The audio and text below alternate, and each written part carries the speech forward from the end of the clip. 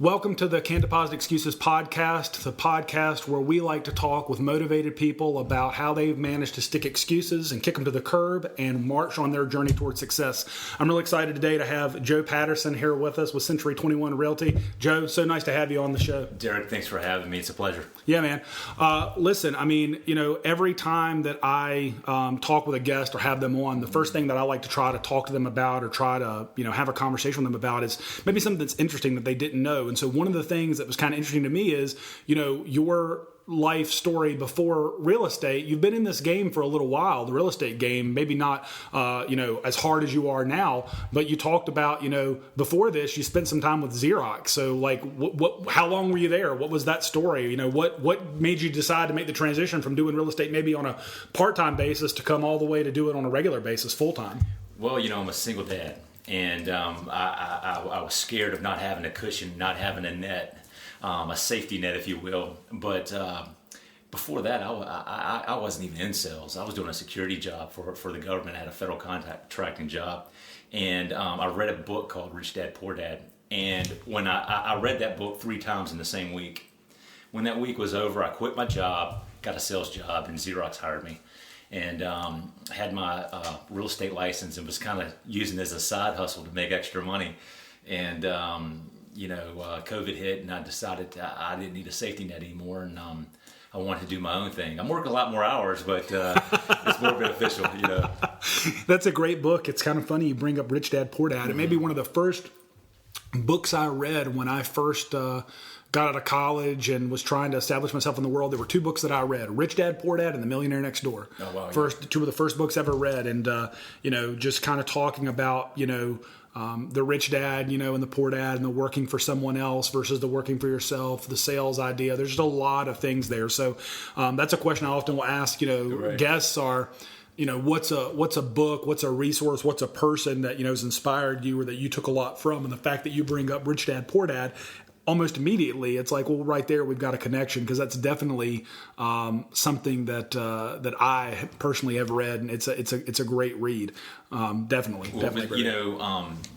Besides the Bible, that's another book that changed my life. But as financially speaking, as a career speaking, it changed my life in ways that I couldn't even imagine. It opened up a door to a whole new vision that was deep inside of me, and then I was like, now I get it. Yeah. What do I do? Now I see the blueprint. It makes sense. What do I do now? So I quit my job. So I don't know if that was a good way to start or not, but I was definitely in the wrong field. Well, I think, it was something I was talking with someone earlier. I said, well, look, when it comes down to it, in order to be successful, you need to have drive, you need to have a why, and we'll get into that later. But the biggest thing that, most of us fall victim or prey to is being complacent. And it's very easy to become complacent because we're comfortable. Sure. And so I think, maybe the decision to quit a job that had some level of, comfort, had some level of some safety, to go out and do something new, like that creates a certain level of discomfort. And it's kind of like, learning how to swim. Sometimes it's really hard to get somebody to learn. You can show them all the strokes. You can show them, how you've got to position your body. But sometimes you got to throw somebody in the deep end of the pool, and like they're either going to figure it out or they're not. The sink or swim. And that sounds like to me that's kind of the decision you made. It's either do this or don't. Well, yeah, and that's only part true, because that the Xerox job, the reason I said, hey, let's do that, is because it had a little bit of a base salary, to it, but you can't live off the base, obviously. Yeah. However, there was a lot of self-doubt. Of course, doubt is what kills many dreams. That and just putting your best foot forward sometimes is the best success that you can have. Failure, you just learn from that. It's not really failure. It's just a learning step, and you got to keep on going. But if you let those voices in your head kind of tell you what to do, you'll doubt yourself, and I could still be at that job today. Yeah, I think the doubt's always there for everybody. That's kind of the big misnomer is, like this person has like this abundance of confidence. They just exude confidence. Sure. But the reality is, like, everybody has that doubt. It's just a matter of how loud you allow that voice to be and how much you decide to overcome it. One of the things you said to me before we started the show, we kind of were talking a little bit before, and it just got me really excited, really pumped. You said, I made last month in this new career more than I would have made an entire year at Xerox. And it's like, that's kind of, proof positive that the decision you made was the right decision. Absolutely. Tell me a little bit about, how 2020's gone. Obviously, the real estate market right now is hot. I mean, inventory is low. Tell me what that experience has been like. I mean, obviously, you've been in the real estate kind of off and on, but to be in it now full time at this time in the market, Sure. What's it like out there? I mean, what's your experience been? Well, I am dealing with a great deal of success. With that comes other things that I couldn't have imagined. There's difficulties. You're dealing with stressful situations. People are making one of the biggest purchases of their life, and when things don't run smoothly, you're the guy because you're the face. You're putting all these things together with the inspections, and you're doing all these things behind the scenes that they don't see. And if something goes wrong with that, it's not your fault, but you're the face. So it is your fault, and they're the first one. I'm the first one they call. So you have to learn how to manage personalities a little bit, and sometimes you gotta put out a few fires. Yeah. Well, you've got to take. I mean, that's the biggest thing. It sounds like what you're saying is, and this is something that we all know. We have to take accountability, and Right. sometimes it isn't nice to take that accountability. But I guess at the end of the day, you have to acknowledge, like, hey, if I'm putting myself out there and I'm the realtor on your transaction, I'm going to do everything within my power to try to make sure this goes smoothly. And when things do start to go off the rails a little bit, do what I can to take the actions I can take to try to, overcome whatever difficulties are going to come up. Because we all know in business, it's never as smooth as you hope that it's going to be. It never is.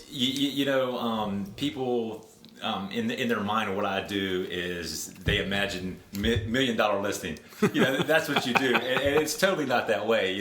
But when COVID's changed everything for everybody, and I was nervous. Hey, how is this going to affect my business in real estate? I was scared. I'm a single father. I've got responsibility for a 9-year-old, and I was a little intimidated. So things ended up being different. But there was a time where I was even, did I just quit my job and this is what's going on? What do I do? And you got to have a little bit of grit. Oh, absolutely. Absolutely. It's funny, if you haven't seen $1 Million Listing, I encourage everybody to watch it. Really good characters. Ryan Serhant, one of my favorites. So maybe that's Joe Patterson's next foray. He's become the Ryan Serhant of Southwest Virginia, Right. Which happens to be his marketplace. And you kind of touched on this just a little bit ago. Has there been a time, and I'm sure there has been, where you thought maybe, I'm not cut out for this, like maybe this isn't my industry, maybe I'm not going to make it, and maybe that was a time before you went and did it full time, but maybe that doubts creeped in at points throughout this year, because obviously we've had a challenging year, and I don't know, I think part of being honest when you're trying to reach towards success is to be honest about the fact that we all face challenges and struggles. Everyone likes to be Instagram famous, and it's only the good things that they like to show and portray, but the reality is there's a lot more depth to most situations than what you see on the surface. I'm glad that you mentioned that, because I mentioned this to people that come to me and ask for advice. Maybe they want to get into the industry and what they face. And maybe they're not doing as well as they wanted to at first. And I share some of the experiences I had with them. But the honest truth behind it, and this is a true story, this time last October, before going into November, I was thinking about giving up my license totally. Really? I was thinking about giving up my license. It wasn't going the way that I was wanting it to, or I had hoped it would. I was doing a few transactions a year, but it was a side hustle, and I wasn't totally committed. And the beginning of the year, I said, well, if I'm totally committed to it, can I make it work? I can't be totally committed to Xerox and to real estate. So what do I need to do? And here I found myself again doubting myself. And when you have other people looking to you for support financially, if you don't bring home food, they don't eat. Am I doing the right thing? And believing in yourself, knowing that you're going to face some tough times. I walked away, and it's been great for me. But I do feel like whatever you do in life, you just have to do it 100% with everything you got. Yeah, absolutely. I mean, I think, like you said, I mean, that you just got to be, and I've said this before, and I think you'll agree. I think we're from the same tribe. You got to get comfortable being uncomfortable. Sure. You know, because the reality is, when things are comfortable, you made mention of this before we got on. There's always going to be that wolf at the door. You know, there's somebody else out there that wants your position or wants your place or wants to move in and get what you've got, and maybe you're the wolf at someone else's door. Absolutely. But you know, at the end of the day, there's always someone out there, and the moment that you get complacent, the moment that you're not willing to commit 100% to whatever that might be, you're setting yourself up for mediocrity, and you're not going to achieve. And I told somebody, I said, there's a difference between trying to be a good version of you and the best version of you that's possible or that you're capable of. Sure. And I think a lot of us fall into that trap of we're just, a good version of ourselves, but we're not reaching our potential. It sounds like to me, your goal this year is, and going forward with your clients and with your businesses, to reach for that potential. Absolutely. And, some of that is, looking in the mirror and evaluating yourself, which can be tough to do at times. I mean, we all do it, but there's all these different ingredients that make people successful, and it's not just you; it's who you surround yourself with. A lot of times, too, iron sharpens iron, and that's how me and you met. As me deciding to put myself out there, committing 100% to what I was about. But making sure I had people around me that thought the same way too, because there's going to be times where I'm down and I'm like, that just did not go the way I wanted it to. But then I look to you, I look to Ernie Chandler over in Mortgage at OVM Financial, and see the successes that you guys have, and that motivates me. Push a little harder, push through it, push through it. Yeah, I think that's important. We all have to have people that we can look to, but we also have to have people that are in our lives that are honest with us, because there are people that'll want to kind of keep you down, and so to speak, in the way that they maybe they're an eternal pessimist instead of an eternal optimist. And optimism alone isn't an ingredient to be successful. I mean, it's a part of it. It's not the sole ingredient. Being a rah-rah cheerleader is not going to yield you great success. But I think when you surround yourself with people that are like-minded, that are part of your tribe, people that, want to take those excuses that many of us tell ourselves. I mean, I think what happens in life is we tell ourselves a lot of different things and make excuses because it helps us sleep at night and justify where we're at in life. It's really easy to justify why I'm in this position or why I'm earning this income if I just have a really good built-in excuse as to why that's the case. Sure. And then I don't have to really face, like you said, myself in the mirror and really realize the biggest thing holding me back is me. Yeah, that's and it really is. You are your biggest obstacle in life, and so I decided, new adventure. I want to do the real estate full time. I'm also going to take some things and cut it from my life. Wanted to cut all the negativity, and that even just like you said, there's those negative people that mean you the best, but they're always, just negative Nancy about everything, and this didn't happen, and this didn't happen, and you'll never be able to do that. I mean, this person tried that, and this person didn't succeed, and how do you think you're going to be able to do it, and all the negative stuff, just because that's the type of person they are, and I might love them to death, but I just can't be around it. Yeah, you got to separate yourself from that. I guess obviously 2020 came with a lot of challenges that we all faced. I think a lot of people, especially in the real estate industry, I mean, they've had a lot of success because despite where you thought things might be going, when you looked at March and April and you looked at, the job loss numbers and some of the companies closing down, I mean, you could have been Chicken Little at that point. The sky's falling, like maybe this was the wrong time to make this decision. Sure. But obviously if you stuck it through till now, like you have, and you kind of been able to reap the rewards of making that decision. I think you caught fire when it came to the decision and when to do it.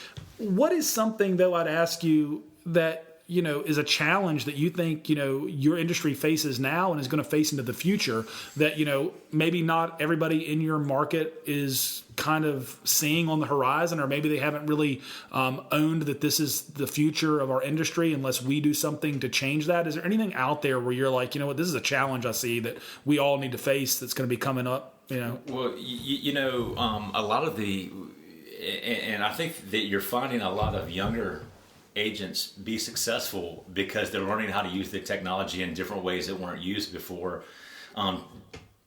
There's so much of technology that's trying to take away from what we do as an agent. So, hey, let's cut the agent out. But there's so much technology that's if you use it in the correct way, generates business. We sat down, you and I, and talked about lead gen and some things that could happen as far as that goes. And I think we're starting to see a little bit of success with that. But you've got a lot of dinosaurs in this industry too, and they're not willing to adapt to where things are going. And I think that I'm kind of right there where I see where things are going, and I'm able to capitalize on that. That's why one of the biggest reasons I've been successful this year. Yeah. I think you and I have had a lot of conversations surrounding that, but I think there's just a lot of people out there that don't realize that the old way of doing business it's dying, and it's dying quickly. Absolutely. I think this transition to the new economy and the way that people communicate and share information is already well underway. And if you're not willing to adapt, you're going to be left behind. I definitely think that you're on the cutting edge in terms of the way that you're thinking. I think just the ability to acknowledge that that's a reality. I think that's a roadblock that a lot of people don't want to face. It's kind of like, 20 years ago in the real estate game, I remember when I bought my first house, it was maybe Realtor.com existed. There were very little things beyond that. I know the very first house I ever bought, I didn't even find it online myself. My realtor literally printed off a bunch of sheets and showed me and drove me around and took me out. I'm sure now most of the people, they've already looked at 20, 30, 40 houses online. They come to you if they can find them, if there's inventory. But they come to you with the 3 or 4 or 5 they want to go look at. They've already seen 60 photos of the house. They've already seen this, that, and the other. So then it becomes, as a realtor, I think the big transition I would imagine that you guys have to make, the pivot you have to make, is to show your value. Because a lot of people will say, well, what do I need a realtor for? If I can just put my house on the market with some photos, I can go do that for sale by owner, and I can put my house on Zillow. I can do this, I can do that. So, I guess talk to me a little bit about, why that's a wrong mentality, that's wrong to think that you can cut the agent out, because there's obviously a big part of that. And I'm sure I'll talk to this with other guests about this in the future, because the lending world is the same way. Technology is great because people think like it can be all done through technology. But what's some examples of maybe where people are not really realizing the value that a good realtor brings to the table? Well, I think the misconception of what the realtor's job is has changed, different than what it was. 20 years ago, they were also helping with the mortgage side of getting them pre-qualified before they sent them over to the mortgage lender. They had all the information. Now, in the era that we're in, the consumer has all the information. They have just as much information as we do.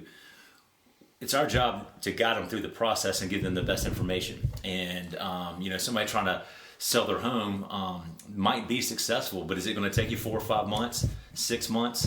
Is it going to be a headache? There's all kinds of challenges, and every real estate deal is different. It's not cookie cutter. So you have to realize where you bring the value in, and also how do you apply it. And so answering the questions, letting them help the consumer understand the process. They have just as much information as you do, but they don't know how to use it. They don't know how to apply it. And you're trying to you're trying to add value that way. And also, whether it's buying or selling, there's different challenges on both sides. So, knowing what the possibilities are, being able to guide somebody through that process and have them trust you do it. That's a big thing, developing the trust. So, developing that trust, giving them the right guidance so they can make the right decision. And ultimately, it's their decision to make. Yeah, I think you said something really interesting there. You talked about, it could take someone many, many months to maybe sell their house. And I think in a market like this, the time value of money has to be a consideration that people start to take in, to realize, you could sell maybe your property and maybe you'd save on the real estate commission. Sure. But the question is, how long is that going to take you? And what opportunities might you miss out on? Maybe there's a new city that you're hoping to move to, sure, or maybe there's a new neighborhood or new school district, whatever the case you're maybe looking, sure, to do.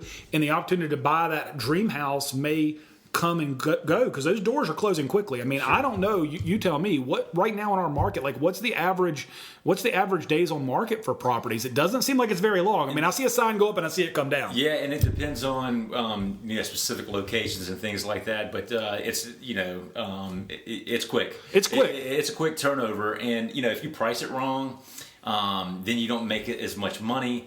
If you price it too high and then you think you've got the sell, and then down the road the appraiser comes in and says it's not worth that, then what happens then? And then does the deal fall apart? You need somebody brokering the deal, bringing two people together that can agree on terms, and that in itself, it's difficult. Well, I think you touched on something that just makes me laugh. I'm sitting here thinking to myself.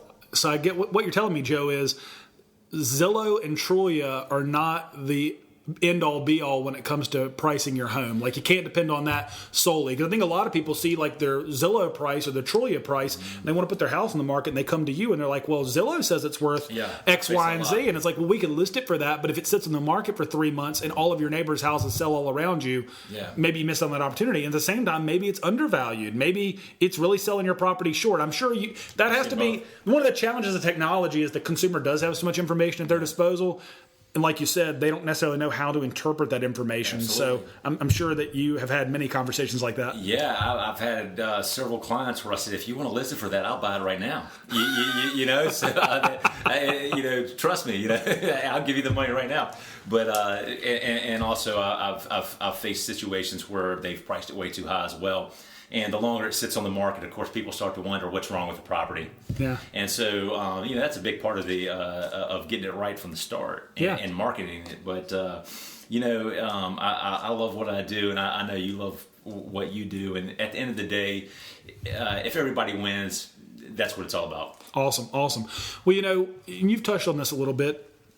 And I just want to bring it forward a little bit, because I think, when we all talk about what it takes to leave the excuses at the door and to be positive and successful and to win, there's a key ingredient that some people may just chalk this up to being fluff and that it's not important, but I think it's a key important piece of being successful in whatever you're doing, and that's your why. The reason that I think that it's important is because you need something that you have an emotional, visceral attachment to in terms of why you go make that call that you maybe don't want to make at 7 o'clock at night, or take that text and respond to it when you just want to, maybe go to sleep, or whatever the case may be. There's got to be something there that drives you, because if you don't have that kind of as the overarching theme behind everything that you do, then all the other things fall flat. It's almost the foundation upon which everything you do is built. So I guess, and you mentioned it a little bit, but I want to ask you, what's your why? Why do you do what you do? Well, I'm competitive to begin with. I played sports all growing up, and I wanted to win.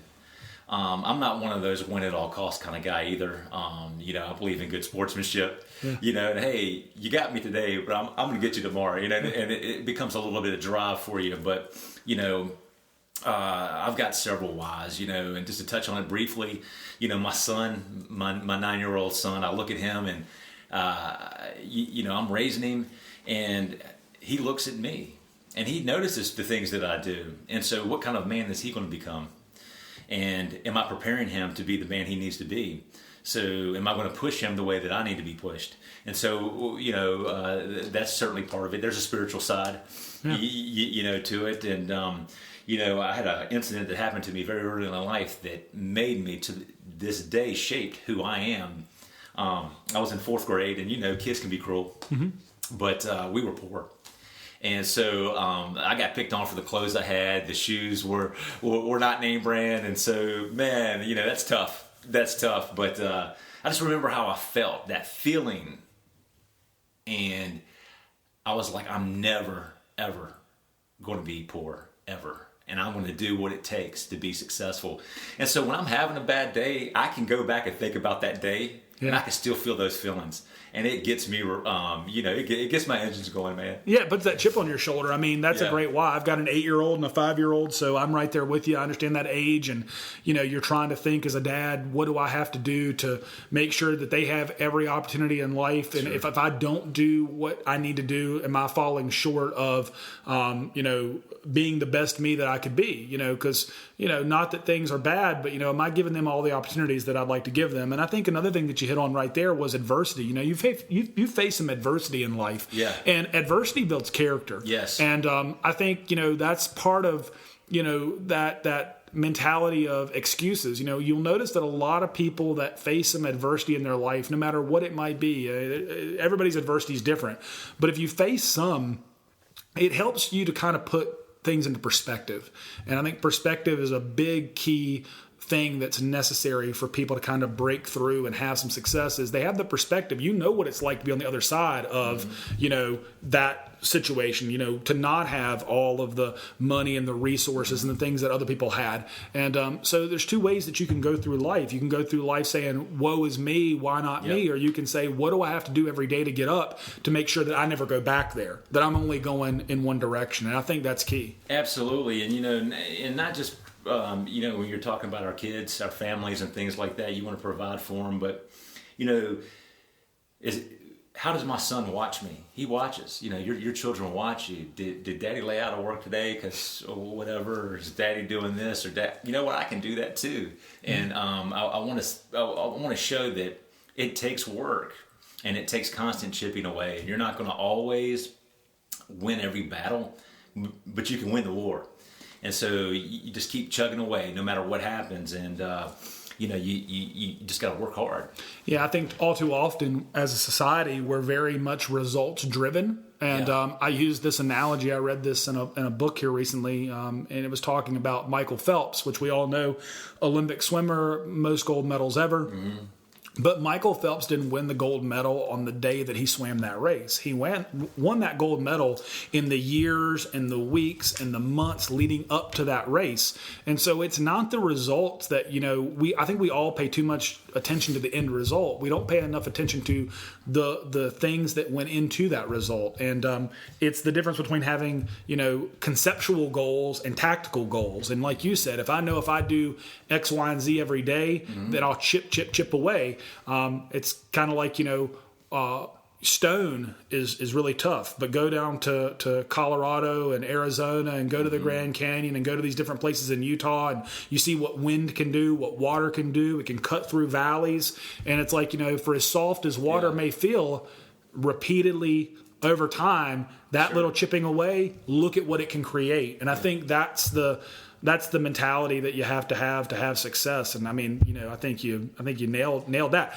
That's the thing that I think people they lose out on. They're too looking at the end result, but not looking at what into that. And that's where you'll get a lot of people that'll say, well, Joe's had this success, Joe this, and how did he manage to accomplish that? And maybe there's even some jealousy there. But my experience has been most of the people that have that, they're just reflecting their own insecurities and their own inability because they're not willing maybe to do those things that need to be done. You were talking about the Michael Phelps. There's an interesting meme that you've probably seen on Facebook and all these social media things where it's got a picture of them in the heat, and Michael Phelps is out front, and there's the other swimmers, and the other swimmers are looking at him, and he's looking at the finish line. Yeah. And it's like, winners concentrate on winning. Everybody else concentrates on winners. Yeah. And so you got to be able to block out the noise, what everybody's saying, and stay in your lane. Yeah. Stay in your lane and do what you need to do. Surround yourself with people that are positive, that are like-minded,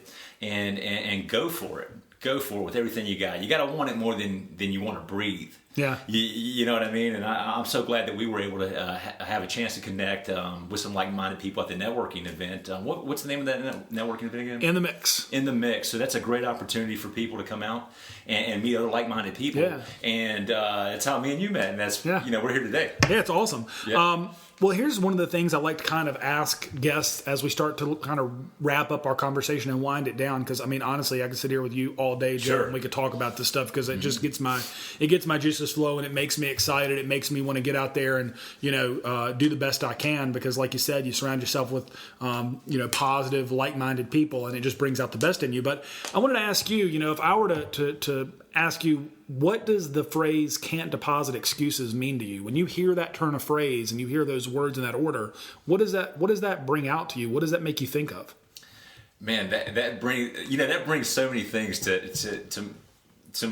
my mind. I mean, I could talk about that in so many different ways, and it just comes down to, I mean, we're talking about not feeling sorry for yourself. We're talking about self-doubt. You sometimes you just gotta go for it. Mm-hmm. And if you don't even try, you can't make excuses of why it didn't happen if you're not even trying. Yeah. What did Michael Jordan say? There's some famous thing that he was saying, I've taken so many shots. You miss 100% of the shots you never take. I don't know if it's Gretzky or Jordan. Both of them it gets attributed to, but it's definitely the truth. Sure. Yeah. And so, I would rather, so many people are worried about what other people think. And, what was the big MMA fight? The boxing match between, was it Logan Paul or somebody? And Nate Robinson? Nate Robinson, the guy where they fought and he ended up knocking him out, the NBA player. Yeah. So Nate Robinson got knocked out. Yeah. Here's a guy who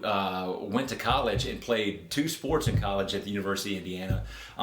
He's done so many great things, and the first thing that people want to do is they want to make fun of him and say, hey, all these negative things about the guy, when none of them would have gotten the ring with that guy. Not one of them would have gotten that ring, And so, he gave it his all, and I bet he comes back stronger for it. Yeah, the ability to even put yourself out there, to go out there and say, I'm going to make an effort. I might fall flat on my face. I may fail, but how many of us never got up in the morning and even stepped into the ring? Sure, and I think that makes you stronger. If you don't want to do something, you can find a million excuses. Yeah. Not to do it. You know what I mean? No doubt. Well, it's been great talking to you, Joe. Absolutely. I wanted to ask you, where can our listeners and our viewers connect with you?